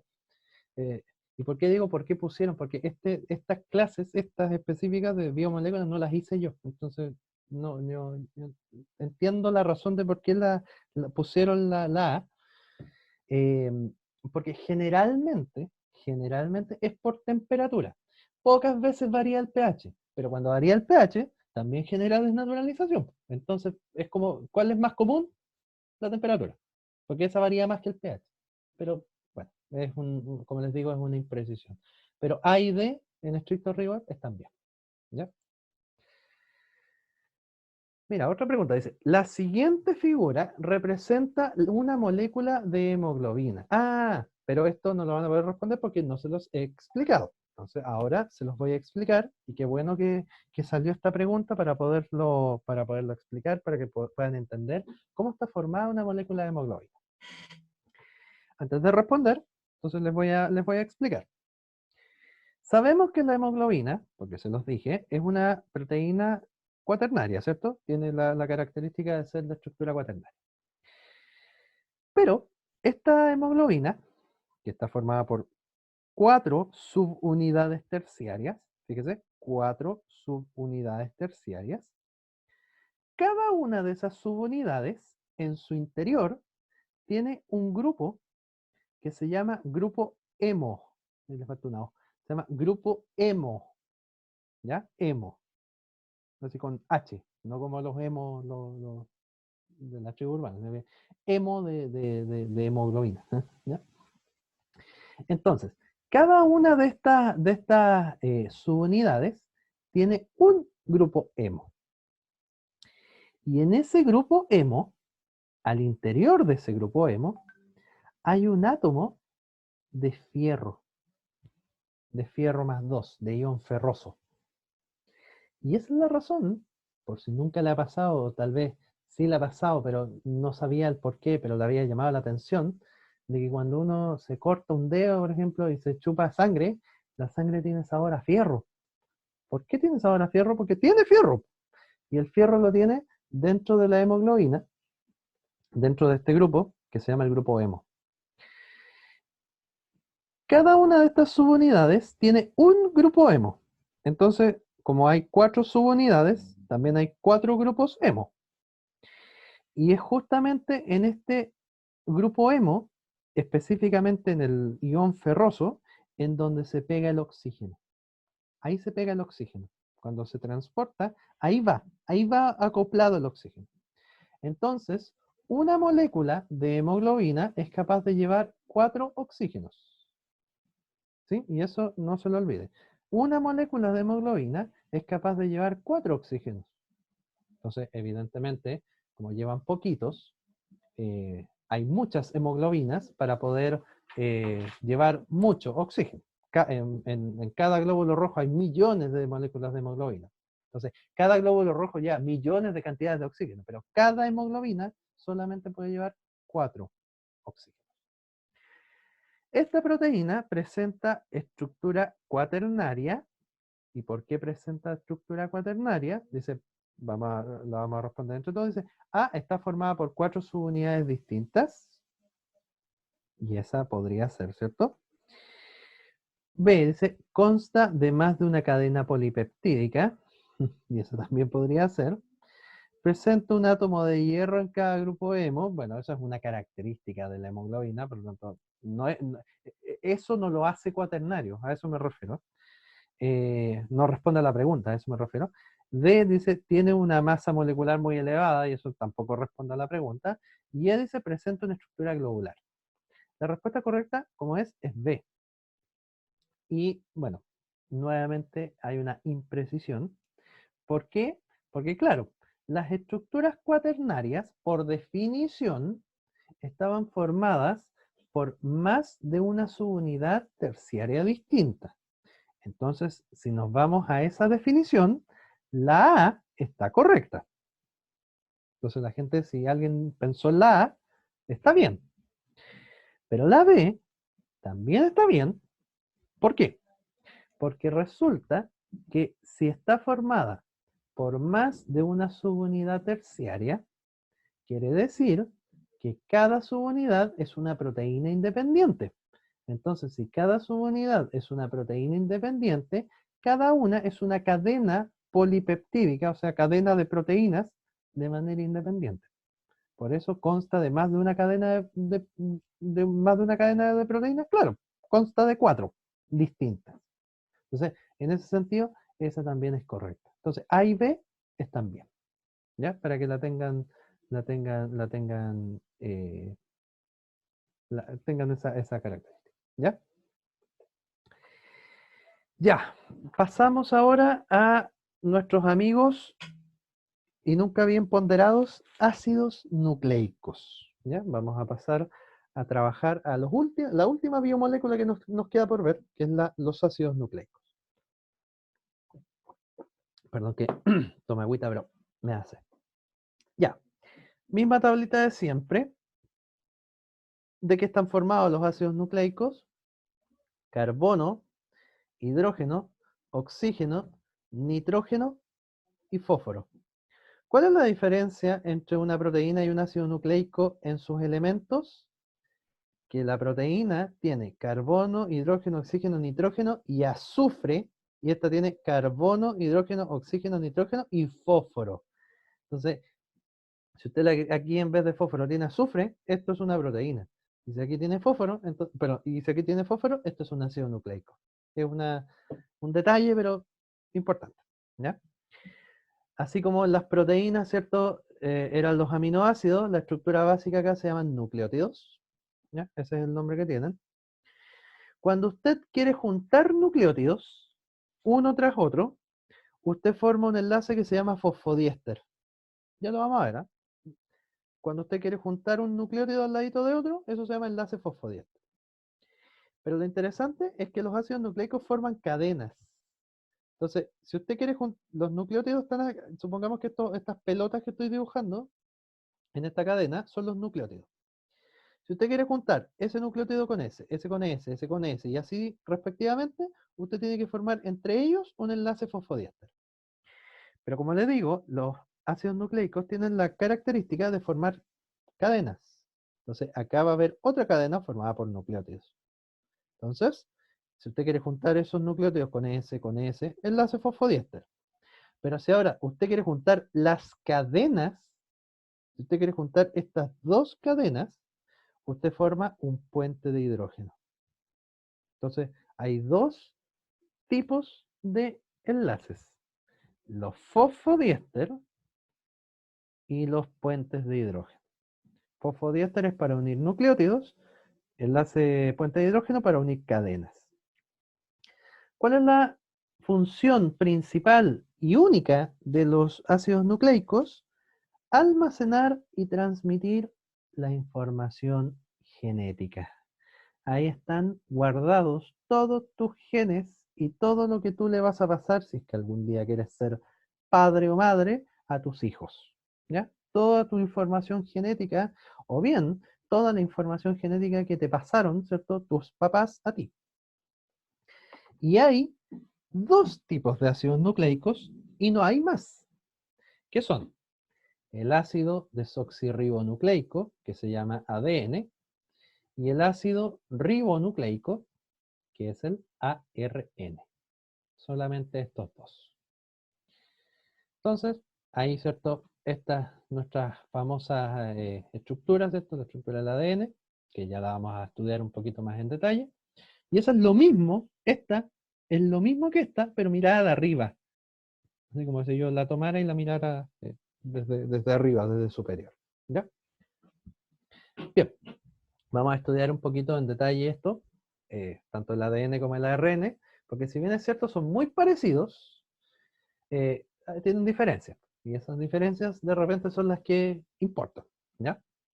Pueden ser súper sutiles, pero bueno. Los ácidos nucleicos están formados de nucleótidos. Esa es su base fundamental. Así están hechas, su unidad básica, los nucleótidos. ¿Y qué son los nucleótidos? Se preguntará usted. Esto. Entonces, así como le dibujé los aminoácidos en el caso de las proteínas de manera más sencilla, también le enseñaré a dibujar los nucleótidos de manera más sencilla. Los nucleótidos están hechos de tres cosas. ¿Ya? Tres cosas. Los nucleótidos, lo vamos a anotar mejor, ¿ya? Están formados de tres cositas. Están formadas ¿cuánto se llama? De una pentosa. Están formadas de un grupo fosfato, que llamamos el grupo P, de fósforo, ¿ya? El grupo fosfato. Y están formados de una cosa que se llama una base nitrogenada. Si usted junta esas tres cosas en una sola cosa, usted forma un nucleótido. Entonces, partamos. La unidad básica, nucleótido. Uno siempre tiene que partir dibujando la pentosa. Y si yo hablo de una pentosa, quiere decir que es un azúcar que tiene 5 carbonos, ¿cierto? Es un azúcar que tiene 5 carbonos. Entonces, como tiene 5 carbonos, y perdónenme que me quedó muy feo, la vamos a dibujar mejor, ¿ya? Un minuto. Si tiene 5 carbonos, uno tiene que dibujar los 5 carbonos. Obvio, ¿cierto? Se me quedó peor todavía, pero ya, no importa. Eh, ahí. Mire, nunca se lo olvide, por favor, nunca se lo olvide. Este que está aquí es el carbono 1 y los carbonos se cuentan en dirección de las manecillas del reloj, o sea, se cuentan para allá, ¿ya? Si es el carbono 1, ese es el 2, este es el 3, este es el 4, y usted dirá, ah, pero el 5 aquí. No. Eso que dibujé ahí no es una pelota ni algo que quise dibujar porque para que se vea más bonito. Eso es un oxígeno. Entonces, el quinto carbono no puede ir ahí, si ahí hay un oxígeno. Entonces, el quinto carbono está fuera de este ciclo y el quinto carbono está allá, está afuera, está en una ramificación. ¿Ya? Entonces, esta pentosa cumple con los 5 carbonos. Sí, sí los cumple. ¿Dónde están los 5 carbonos? Ahí. Uno, 2, 3, 4. Y afuerita el quinto carbono. Entonces, ahí tenemos, ¿cierto? Nuestra pentosa. ¿Qué tenemos que tener claro? Que de nuestra pentosa van a salir cosas. Se van a anexar cosas. Desde el carbono 1, usted siempre se le tiene que venir a la cabeza que desde el carbono 1 se va a anexar lo que se llama base nitrogenada. Siempre a través del carbono 1 va a estar unida la base nitrogenada. Eso no lo olvide. ¿Ya? Primera gran cosa. Desde el carbono 5, usted siempre va a tener anexado el grupo fosfato. ¿Ya? Siempre va a tener anexado ahí al carbono 5 el grupo fosfato, que es este que está aquí. Desde el carbono 2, usted siempre va a tener, bueno, desde el carbono 3 y 2, usted va a tener estos grupos que se llaman grupos hidroxilo. Pero hay uno de estos que puede cambiar, y ya lo vamos a ver. Y eso da origen a si es ADN o si es ARN, ¿ya? Ojo con eso. Entonces, usted siempre tiene esto. Y cuando usted junta todo esto que acabo de dibujar, esto es un nucleótido. La pentosa de 5 carbonos, desde el carbono 1 aparece la base nitrogenada, carbono 2 y 3 con el grupo hidroxilo, y carbono 5 el grupo fosfato. Esto es un nucleótido. Y la unión de millones de estos forma los ácidos nucleicos. ¿Ya? Esa es la diferencia. Y eso es importante que usted lo maneje y no se lo olvide. ¿Ya? Ahora, vamos a ver las diferencias, evidentemente, entre los distintos nucleótidos que existen, para que usted sepa y pueda también identificarlos. ¿Ya? Entonces, ahí están las tres cosas. Me olvida que tienen número esto, pero ahí están. La base nitrogenada, la pentosa, ¿cierto? Y el grupo fosfato. ¿Clara esta idea? No es tan difícil, no creo que sea tan compleja esta idea. Hay cosas más complejas. Ya, entonces, partamos primero por las bases nitrogenadas. ¿Ya? Ojo con esta cosa. Las bases nitrogenadas, ojo, mira, me voy a devolver para que no te pierdas. Voy a hablar solo de esto ahora, solo de esto. Nada de esto, solamente de las bases nitrogenadas. Las bases nitrogenadas son 4. ¿Y cuáles? Perdón, en realidad son 5, disculpa. Son 5. ¿Cuáles son las bases nitrogenadas? Bueno, uno las conoce como la citosina, que es la C, la timina, que es la T, el uracilo, que es la U, la adenina, que es la A, y la guanina, que es la G. Entonces, esto es bien importante y no se te puede olvidar nunca en tu vida. ¿ya? Las bases nitrogenadas, ¿te acuerdas que yo te dije que los ácidos nucleicos formaban cadenas? Ya. Cuando yo quiero formar una cadena, yo tenía que formar un enlace puente de hidrógeno, ¿verdad? ¿Te acuerdas que te dije que para unir las cadenas, yo tenía que unirlas a través de puentes de hidrógeno? Esos puentes de hidrógeno se forman gracias a estas bases nitrogenadas. Son estas bases nitrogenadas las que se unen y cuando se unen forman un puente de hidrógeno entre ambas cadenas. Ahora, ¿cómo se unen? Y se unen de la siguiente manera, y esta te la tienes que saber. La adenina siempre se va a juntar con la timina. Y la citosina siempre se va a juntar con la guanina. Así son, esas son las parejas. A la adenina le gusta la timina y a la citosina le gusta la guanina. No cuestiones raras entre medio, sino que a la adenina le gusta la timina, a la citosina le gusta la guanina. Punto. No hay más combinaciones entre medio. Entre la adenina y la timina, y esto yo, aunque ustedes están grandes, pero eh, igual, yo esto lo enseño como una historia de amor, entonces como es una historia de amor, se les queda más en la cabeza porque les da risa en general a los chiquillos y se acuerdan después de la cuestión. Yo les dije que estas parejas, ¿cierto? Están pololeando, ¿cierto? Entonces, entre la adenina y la timina hay amor, pero hay un amor, ¿cierto? Que se genera porque entre ellas generan siempre puentes de hidrógeno, pero generan dos. Entre la adenina y la timina hay amor, pero generan dos puentes de hidrógeno, solamente dos. En cambio, entre la citosina y la guanina, ellos se aman como locos. ¿Por qué? Porque ellos se aman tanto que generan tres puentes de hidrógeno. Y eso no lo olvide nunca. Entre adenina y timina solamente se forman dos puentes de hidrógeno porque se quieren harto, andan andando. ¿Sí? Pero estos otros están ya en una relación formal, ¿cierto? Como tal. Entonces, entre adenina y timina siempre se juntan, se unen, ¿cierto? Dos puentes de hidrógeno. Y entre citosina y guanina se unen tres. O se unen a través de tres puentes de hidrógeno. Ahora, usted se preguntará, y si usted se da cuenta, que yo le dije que habían cinco. Y aquí hay cuatro. Entonces falta una, falta el uracilo, ¿cierto? Ese es el que falta. Entonces pasa lo siguiente. Pasa que como entre la adenina y la timina se quieren nomás, cuando la timina se va, llega el uracilo. Y el uracilo reemplaza a la timina y también se junta con la adenina y forman dos puentes de hidrógeno. ¿Se fijan? Entonces la adenina le gustan dos, pues. Le gusta la timina y le gusta el uracilo. ¿Se fijan? Entonces no sea como la timina, o sea, no sea como la adenina, sino que sea como la citosina o la guanina, ¿cierto? Para que ande con uno solo y no ande con dos. Bueno, entonces, esa diferencia es fundamental. ¿Y por qué? Se preguntará usted, más allá de lo chistoso que puede hacer esta cuestión, que en realidad no lo es, ¿cierto? Pero eh, es fundamental. ¿Y por qué?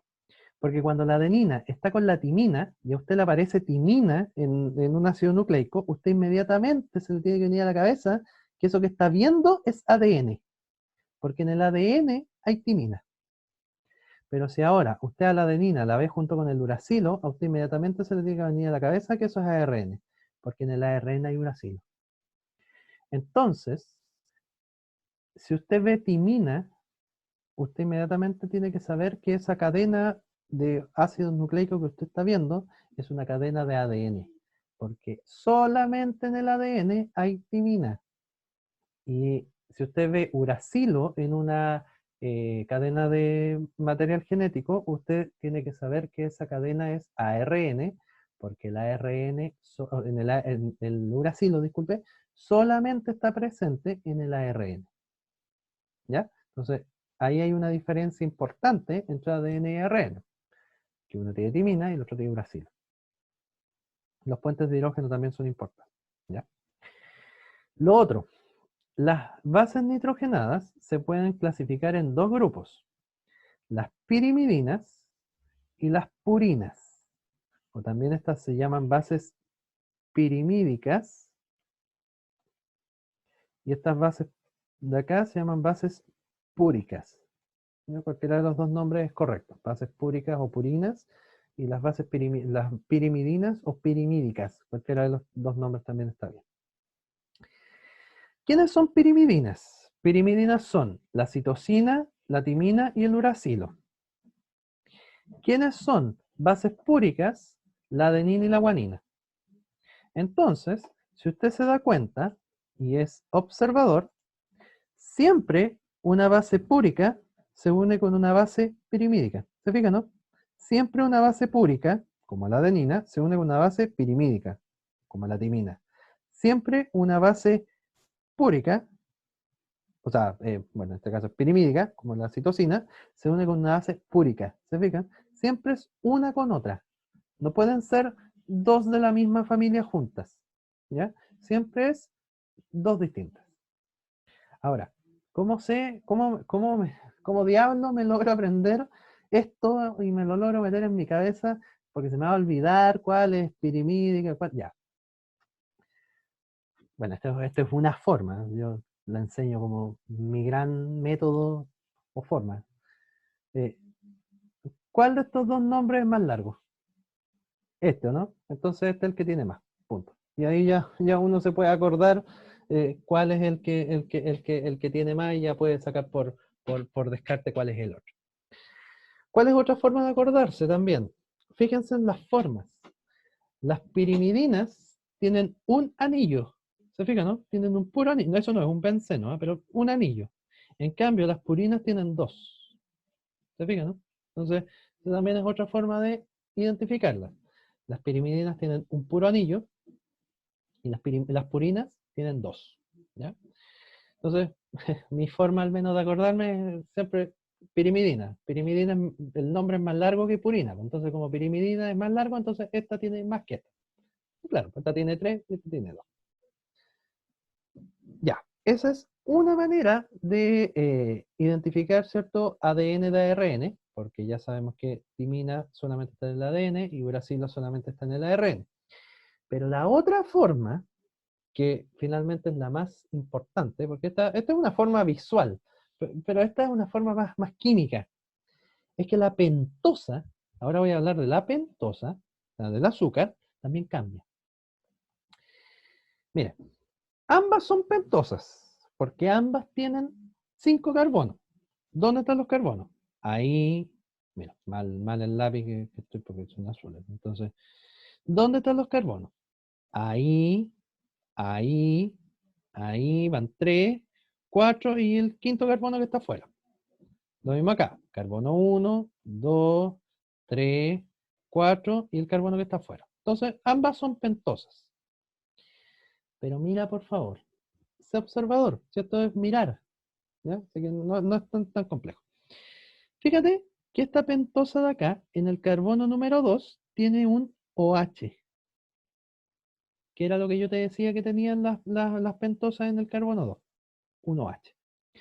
Pero fíjate que acá, esta pentosa en el carbono número 2 no tiene un OH, tiene solamente un hidrógeno. Le falta el oxígeno. ¿Te fijas, no? No lo tiene. Entonces, esta pentosa está desoxigenada porque le falta un oxígeno. Entonces, ¿cómo se llama esta pentosa?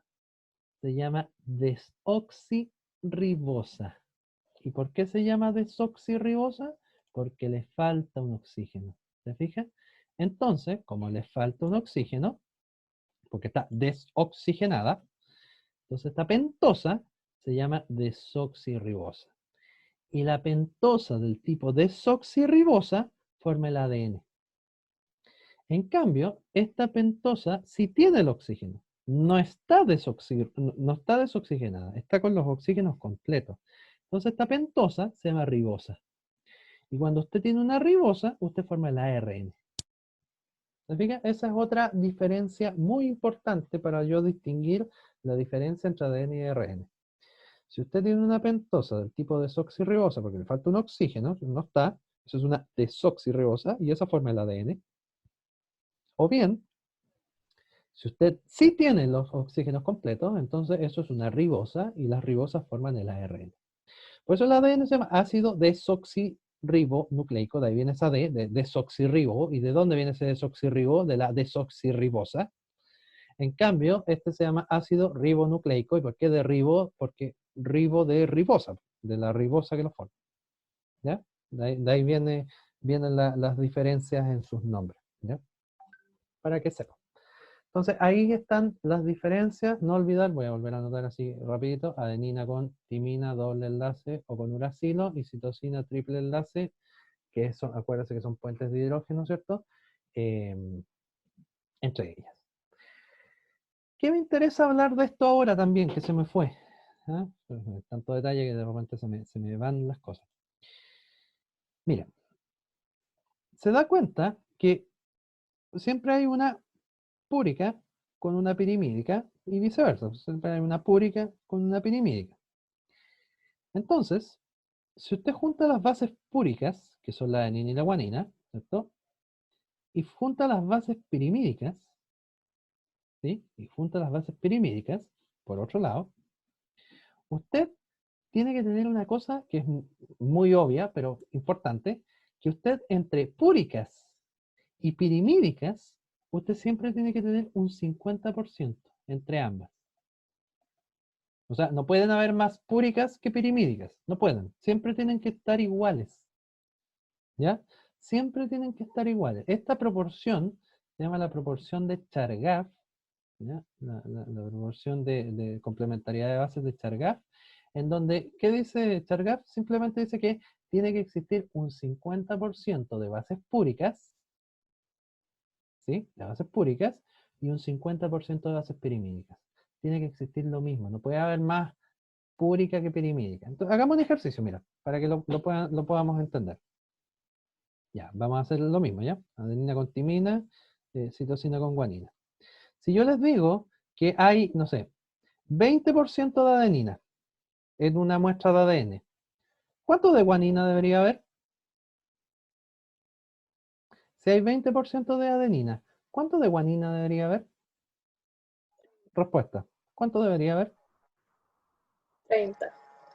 30, ¿cierto? ¿Y por qué 30 y no 70 como uno podría decir? ¿Por qué? Porque entre ambos, ¿cuánto tienen que hacer? Tienen que hacer el 50%. ¿Se fijan? Entonces, si yo digo que hay 20 de adenina, entonces tiene que haber 30, porque 30 más 20 me dan 50. Entonces yo sé que si hay 30 de guanina, tiene que haber 30 de citosina, y por tanto si hay 30 de citosina, entonces tiene que haber 20 de timina. ¿Se fija? A eso me refiero. Esa es la ley de las complementariedades de Chargaff. Ojo que estos ejercicios alguna vez han salido en la PSU, ¿eh?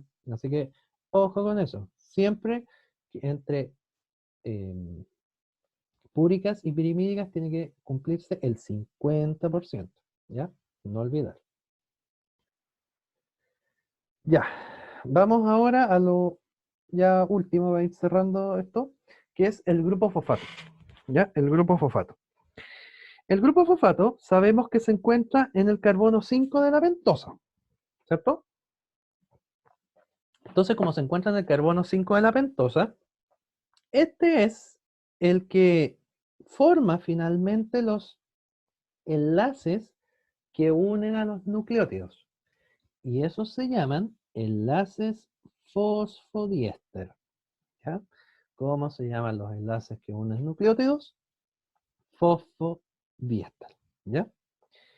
Mire, vuelvo a mostrar el mono, lo mismo, ¿cierto? Aquí está la pentosa, aquí está la base nitrogenada, esta es una ribosa. ¿Y por qué es una ribosa? Porque el carbono 2 tiene un OH, ¿cierto? O sea, esto está formando ARN. ¿Se fija todas las conclusiones que uno puede sacar solo por mirar esto? ¿Ya? Y en el carbono 5 está esto, que es el grupo fosfato. Entonces, ahí está el famoso grupo fosfato. Entonces, ¿qué pasa? Que resulta, y esto es muy importante que sepa. Mira, vamos a dibujar dos nucleótidos, ¿ya? Así a la rapidita. Ahí está la base nitrogenada, el grupo fosfato. Vamos a dibujar nucleótidos de ADN, ¿ya? Porque desoxirribosa, ¿verdad? Entonces vamos a dibujar dos, ¿ya? Ahí ahí, ahí, la base nitrogenada, el grupo fosfato, ahí y ahí. Ya. Si yo estos nucleótidos los quiero unir, ¿sí? Si yo estos nucleótidos los quiero unir, tengo que formar un enlace fosfodiéster. Ahora, ¿dónde lo formo? ¿Cierto? Eso podría ser una pregunta. Ok, formo un enlace fosfodiéster, pero ¿dónde? El enlace fosfodiéster se genera entre el fosfato de un nucleótido y el grupo OH del otro. Ahí. Ahí se forma el enlace. Este es el enlace fosfodiéster entre el grupo fosfato de un nucleótido y el grupo OH del otro grupo, del otro nucleótido, disculpe. Ese es el enlace fosfodiéster. ¿Ya? Entonces, si yo quiero dibujar otro nucleótido acá, tendré que formarse el enlace fosfodiéster entre ese OH y el otro fósforo que se forme, ¿cierto?, en el otro nucleótido. Y por otro lado, miren, para que lo entiendan, las cadenas del ADN, ¿ya? Y esto es bien importante, yo les dije que los nucleótidos formaban cadenas. Entonces, vamos a dibujar un tercero para que no sea tan chica la cadena. Entonces, la base nitrogenada, ¿cierto? El H, el OH y el fosfato. Entonces, entre este grupo fosfato y ese OH se forma ahí el enlace fosfodiéster. Y esto es una cadena del ADN. El ADN tiene como característica que es doble cadena, o sea, tiene dos cadenas. Entonces, uno debería dibujar otra cadena aquí. Y cualquier persona que no sabe, lo dibujaría igual. Pero no es igual. Fíjense cómo las voy a dibujar.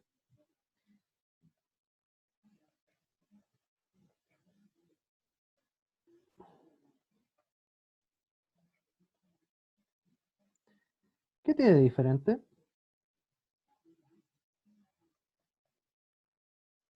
Me equivoqué. ¿Qué tiene de diferente? Que está al revés, ¿o no? Que está al revés. Estoy dibujándola para el otro lado. Y pareciera, ¿cierto?, como que fuera distinta. Pero es una cadena igual a esta, pero para el otro lado. Alguien me habló al chat, déjenme verificar, por favor, que tengo que mirar. Eh, claro, como dice Macarena, ¿cierto? Entonces van de 5 a 3 y de 3 a 5, exacto. Para allá iba justamente a decir eso en un minutito más. De ahí te respondo para que lo tengas. Fíjate, vamos a dibujar la otra por acá, ¿ya? Que vamos a hacer lo mismo, ¿cierto? ¿Cierto? Nuestro hidrógeno, nuestra base nitrogenada, nuestro grupo fosfato, y vamos a dibujar y el OH, ¿cierto? Si no me olvide. Y vamos a dibujar el otro, que va a ser aquí, acá, acá, allá. Yo lo estoy dibujando rápido, ustedes lo dibujarán con más detalle, ¿cierto? Y más bonito cuando lo puedan hacer, pero ahora es solo para explicar. Entonces, vamos a cambiar de color. Si yo quiero formar enlaces fosfodiéster en esta cadena, yo sigo la misma lógica, ¿cierto? Que es unirlos ahí, ¿cierto? Ahí y ahí. Y ahí formé enlaces fosfodiéster. Pero ahora yo quiero unir estas cadenas, porque esta es una cadena y esta es otra cadena. Entonces ahora yo las quiero unir. Y yo sabía que entre las cadenas, para unirlas, yo tengo que formar puentes de hidrógeno. ¿Y quién forma los puentes de hidrógeno? Ah, ¿quién es? Las bases nitrogenadas. Pues ahora entienden por qué las bases nitrogenadas forman los puentes de hidrógeno, porque son las que se enfrentan. Entonces supongamos que esta base nitrogenada es adenina. ¿Qué tendrá que ser esta? ¿Tendrá que ser uracilo o timina? Si es ADN, ¿tendrá que ser uracilo o timina? Si es ADN, tendrá que ser, tendrá que ser timina, ¿cierto? Timina, ¿por qué? Porque la timina solamente está presente, perfecto, la persona que me respondió, ¿cierto? Está perfecto porque solamente la timina está presente en el ADN. Y entre adenina y timina, ¿cuántos puentes de hidrógeno se forman? Se forman dos. ¿Se fija? Si esto fuera citosina, ¿qué tendría que ser esto? Tendría que ser guanina. Y entre ellos se forman tres puentes de hidrógeno. Ahora, si por ejemplo aquí hay timina, ¿qué tendría que haber acá? Tendría que haber adenina. Y entre ellos se unan 2 puentes de hidrógeno. ¿Se fijan? Así se va formando la hebra de ADN. Entre las bases nitrogenadas se van generando los puentes de hidrógeno, ya sean 2 o 3. Entonces, y para ir terminando esta parte, si nosotros contamos nuestros carbonos como les enseñé a contar, ese era el 1, ese era el 2, ese era el 3, ese era el 4 y ese era el 5, ¿cierto? Vamos a contarlo, no vamos a contar este entre medio, sino que vamos a contar el último, que es lo mismo, 1, 2, 3, 4 y 5, ¿cierto? Mire, sea observador. Se da cuenta que en esta cadena, usted aquí tiene un enlace libre, porque si usted tiene un fósforo libre, entonces si usted dibuja aquí otro, se le va a unir ahí. Pero ¿qué carbono es el que está libre? El 5, ¿se fija, no? Y si usted se va al último nucleótido de esta cadena, usted se fija que aquí tiene un OH libre, que si usted dibuja otro nucleótido aquí abajo, el fosfato se le va a pegar a ese OH. ¿Qué carbono tiene libre ahí? El 3. Entonces, una cadena, como decía Macarena, me parece que lo decía, va de 5 a 3. Uno le dice que va de 5 a 3. ¿Por qué? Porque mira, va de 5 del carbono 5 libre al carbono 3 libre. 5 a 3. Y mira esta otra. ¿Cómo va? ¿Qué carbono tiene libre ahí? Este era, ¿dónde partimos contando? Partimos contando acá. 1, 2, 3. ¿Qué carbono tiene libre? El 3. Y mira este. Partimos contando. 1, 2, 3, 4, 5. ¿Qué carbono tiene libre? El 5. Entonces, ¿cómo va esta cadena? Va de 3 a 5. ¿Se fija? Va al revés. Va para el otro lado. Tiene la otra dirección.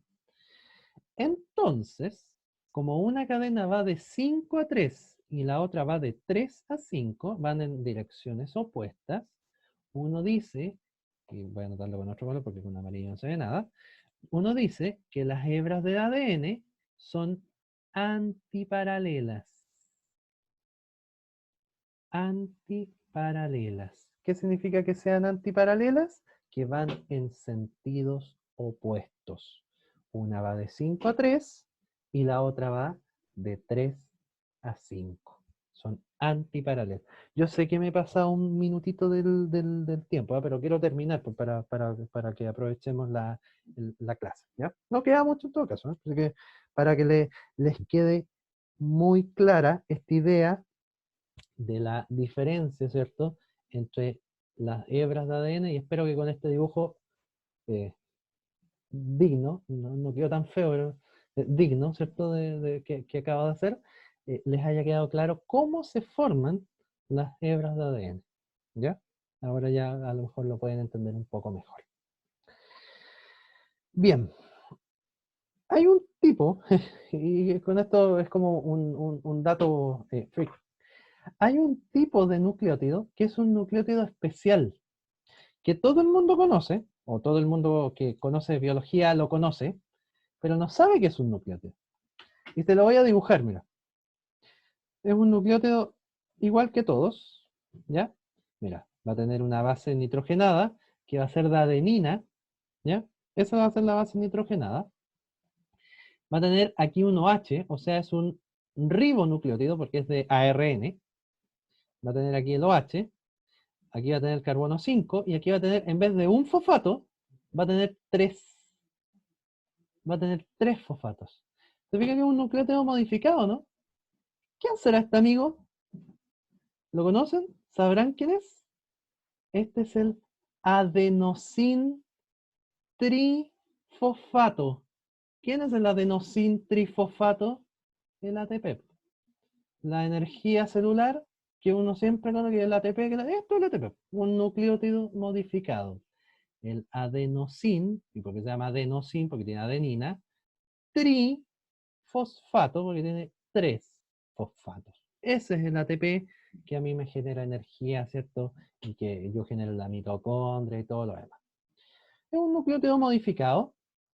De ello, me gustaría solamente conversarles una cosa, que tiene 3 fosfatos, ¿cierto? Pero en realidad, de esos 3 fosfatos, el que yo ocupo cuando yo digo, ya, cuando paso de A a B, necesito energía, necesito ATP, ¿cierto? Y uno dice, ah, ya, el ATP se toma la energía y se convierte la cuestión en B. ¿Cuál de estos fosfatos es el que me da energía? ¿Cuál es el enlace que se tiene que romper para yo formar la energía? Este. Este es el fosfato que yo ocupo. Este. ¿Se fijan, no? Este es el fosfato que yo ocupo, el fosfato número 1. Ese es.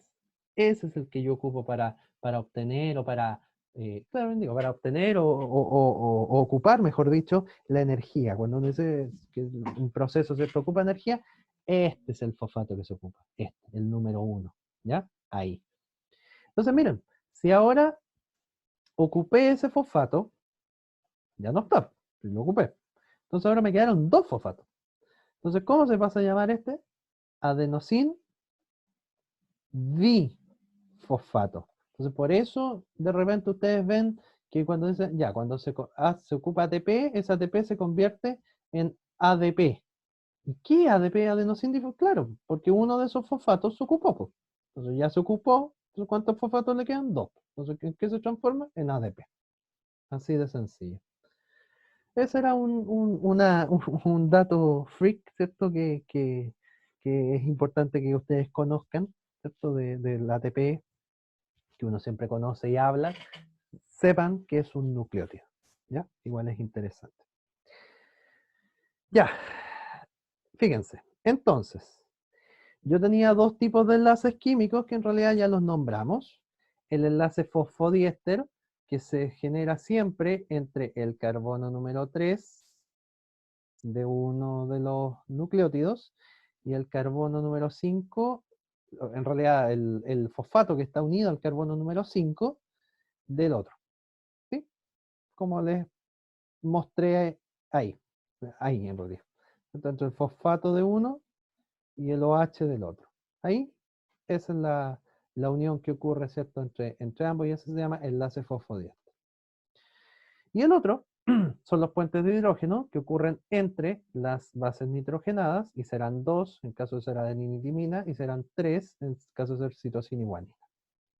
Punto. Y fíjense que una de las hebras va en una dirección y la otra va en la otra. O sea, son antiparalelas. Dato importante, no olvidar que cuando usted porque el ADN también se puede desnaturalizar. Entonces, si usted le aplica temperatura al ADN, el ADN también se desnaturaliza. Pero es distinta la desnaturalización con respecto a las proteínas. Porque cuando usted las proteínas las desnaturalizaba, las proteínas se desarmaban. En cambio, aquí, cuando usted desnaturaliza al ADN, lo que hace es que estos enlaces, los puentes de hidrógeno, se rompan. Entonces las cadenas se separen. Esa es la desnaturalización del ADN, que se separen las cadenas. ¿Ya? ¿Por qué? Porque los enlaces puentes de hidrógeno se rompen. Y usted lo puede desnaturalizar con temperatura, por ejemplo. Entonces, con temperatura se rompen esos enlaces y se separa la cadena. Entonces, para desnaturalizar el ADN, ¿qué hay que hacer? Hay que romper los puentes de hidrógeno. ¿Con qué lo puede hacer? Con temperatura alta, 95 grados Celsius, para ser específico. Con eso logra usted romper estos puentes de hidrógeno. Pero hay un dato. El ADN que tiene mayor porcentaje de citosina guanina que de adenina timina es más difícil de desnaturalizar. Obvio. Porque si tiene más citosina guanina, quiere decir que tiene más triples enlaces que dobles. Entonces, obviamente me va a costar más romper 3 enlaces que 2. Obvio, ¿cierto? No, entonces, un ADN más cargado a citosina y guanina cuesta más desnaturalizarlo que un ADN que tenga más adeninas y timinas. Pero a 95 grados Celsius se desnaturaliza todo. Así que no, esté con guanina, citosina o con la otra cuestión, da lo mismo. A 95 grados se desnaturaliza, se separa. Ya, y lo último que teníamos que ver, que son en realidad algunas cosas bien sencillas. ¿Cuál es la diferencia entre ADN y ARN? Bueno, sabemos varias ya. Primero, que el ADN tiene una desoxirribosa como pentosa. ¿Y por qué tiene una desoxirribosa como pentosa? Porque esta pentosa en el carbono número 2 solamente tiene un hidrógeno, le falta el oxígeno, está desoxigenada, y de ahí viene el nombre de desoxirribosa. En el caso del ARN, en el carbono número 2 está completito el oxígeno con con el hidrógeno, por lo tanto esta pentosa se llama ribosa. Esa es una diferencia. ¿Cuál es la otra diferencia? Es que el ADN tiene timina, en cambio el ARN tiene uracilo, ¿ya? Y esa es una diferencia importante. Entonces, usted no puede ver, y eso es súper importante, usted no puede ver uracilo en ADN. Eso no, olvídelo de su cabeza. Y la otra gran diferencia es que el ADN tiene dos hebras. Fíjese, dos hebras. Una que va para un lado, de 5 a 3, y otra que va en el lado contrario, de 3 a 5. Tiene dos hebras. ¿Ya? Una, de 5 a 3 y la otra de 3 a 5. Dos hebras antiparalelas. En cambio, el ARN solo tiene una hebra. Es monohebra. Así se llama. Monohebra. ¿Por qué? Porque tiene una sola hebra. Que evidentemente si es una sola hebra, o va de 5 a 3 o va de 3 a 5, pero es una, no hay más. ¿ya? Entonces, y recuerden que tiene uracilo. Entonces ahí están las diferencias más importantes que uno tiene que conocer entre el ADN y el ARN. ¿Sí? Bien. Entonces, ¿cuál es la función? Y bueno, también hay una diferencia en la función. La función del ADN es que en el ADN está guardada toda la información genética. Todos los genes que me hacen ser lo que soy están guardados ahí en mi ADN.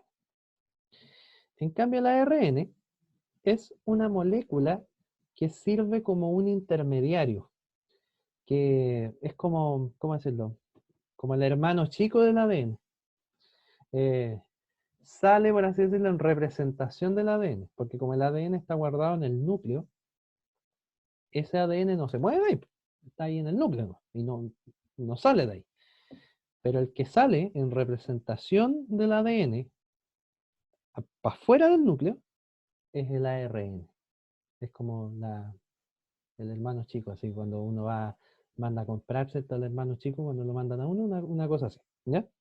El ARN, ¿cierto? Cumple esa función de salir, de ser subordinado por esta molécula más importante que es el ADN.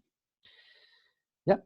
Y bueno, en su momento conversaremos de los tipos que hay, pero ahora ya no me interesa eso todavía. Bueno, ahí está, ¿cierto? Doble hélice y una sola cadena. Ya. Un investigador aísla un compuesto en una célula y quiere determinar si ésta se trata de un ácido nucleico o de una proteína, a través de una marca radioactiva de un elemento químico. ¿Qué elemento debería usar el investigador? ¿Cuál es la diferencia fundamental entre un ácido nucleico y una proteína? ¿Qué tiene el ácido nucleico que no tiene la proteína o viceversa? ¿Cuál de estos es las cosas que tiene una proteína o un ácido nucleico que no tiene una proteína? ¿Cuál es? ¿Cuál es? ¿Cuál es? Miran los cuadritos. Veamos. A ver, las puertas. A ver. Ya. A ver, veamos. Dicen por ahí. Exacto, la E. ¿Por qué? Porque el azufre, ¿cierto? El azufre, que es S, ¿cierto? Solamente están las proteínas. No está en el ácido nucleico. Acuérdense que el ácido nucleico tiene fósforo. Tiene fósforo en vez de azufre. Si usted tiene azufre, entonces tiene una proteína. Si usted tiene fósforo, entonces tiene un ácido nucleico. Todo el resto lo comparten. Por lo tanto, si yo marco carbono, por ejemplo, se me van a marcar ambas. Si yo marco el hidrógeno, el nitrógeno, es lo mismo. Se me van a marcar tanto las proteínas como los ácidos nucleicos. Pero ¿qué es algo que solo tiene uno que no tiene el otro? El azufre. Perfecto. Ya, esta pregunta dice, un científico ha analizado parcialmente la estructura de 5 nucleótidos procedentes de un tejido animal. Los resultados se muestran en la siguiente tabla. Dice, nucleótido 1 no sabe cuál es la pentosa, pero dice que tiene timina y tiene, grupo fosfato tiene 1. Un nucleótido 2 dice que tiene ribosa, entonces de ARN, y tiene como base nitrogenada la adenina. El nucleótido 3 dice que es desoxirribosa y tiene como base, no sabe la base nitrogenada y tiene también un grupo fosfato. No saben cuál es la pentosa, pero tiene uracilo y tiene citosina, ¿cierto? Dice, con relación a la tabla, es correcto afirmar que, vamos entre todos, dice, la molécula 1 corresponde a un ribonucleótido, los ribonucleótidos son los de ARN, ¿ya? ARN, ribonucleótido, es de, lo vamos a anotar mejor. Un ribonucleótido es un nucleótido de ARN, no sé, y un desoxirribonucleótido es un nucleótido de ADN, ¿ya? No se les olvida. Dice, la molécula 1 corresponde a un ribonucleótido. ¿Podría ser un ribonucleótido? ¿Podría ser de ARN? No. ¿Y por qué no? Porque tiene timina. Mira, tiene timina. Si tiene timina, sabemos que la timina es de ADN, no de ARN. Por lo tanto, la 1 no es. O la A, mejor dicho, no es. La B dice, la molécula 2 no se considera un nucleótido. ¿Y por qué no? ¿Se entiende? Porque uno dice, pues, porque tiene 2 grupos fosfatos, pero yo te mostré un nucleótido que tiene 3, el ATP, y es un nucleótido igual. Entonces la B tampoco es. La C dice, solo el nucleótido 3 puede pertenecer a una cadena de ADN. Ya, porque tiene desoxirribosa podría ser. Pero falso, porque ya sabemos que el 1 también es de ADN, porque tiene timina. Por lo tanto, la C tampoco es. La D dice, la molécula 4 corresponde a un desoxirribonucleótido, o sea, a un nucleótido de ADN. Puede ser falso, porque tiene uracilo, y el uracilo es del ARN, entonces no me sirve. Entonces, por descarte, ¿cuál es? La E. Y que dice, el nucleótido 5 puede formar parte de ADN o de ARN. Y sí, porque la citosina está en el ADN y en el ARN. Y como yo no sé la pentosa, puedo asegurar que este puede ser o de ADN o de ARN. Por tanto, la respuesta es elefante. ¿Se fija? Así se analizan estas tablas, ¿ya? Pero para hacerlo, usted tiene que saber la materia que le enseño, ¿ya? Entonces, por eso tiene que estudiar. Ya, este no lo vamos a hacer porque, como les dije, es un ejercicio HPC y los HPC los vamos a ver más adelante. Pero sí me interesa conversar para terminar el ejercicio que partimos en la clase, que es, dice, la molécula de glucosa es al almidón, o sea, algo chico es a algo grande. ¿Cómo? Un esteroide es a un lípido, ya. Una proteína es a un aminoácido. Esta no podría ser, ¿cierto? Porque este es algo grande a algo chico. Y aquí es algo chico a algo grande. Entonces, la B no puede ser. Un ácido nucleico es un polipéptido, falso absolutamente, ¿cierto? Porque están mezclando dos cosas completamente distintas, ácidos nucleicos con proteínas. Un nucleótido es un ácido nucleico, esa, ¿cierto? Porque miren, un nucleótido, algo chico, es un ácido nucleico, algo grande. Esa podría ser, ¿cierto? Y la E dice, un aminoácido es un ácido nucleico. Absolutamente falso, porque los aminoácidos son de las proteínas y los ácidos nucleicos son de otra cosa. Respuesta correcta, D. ¿Ve? D. ¿Por qué? Porque un nucleótido, algo chico, una unidad fundamental, es a lo que forma, a un ácido nucleico. ¿Ve? Bien, pues eso por hoy.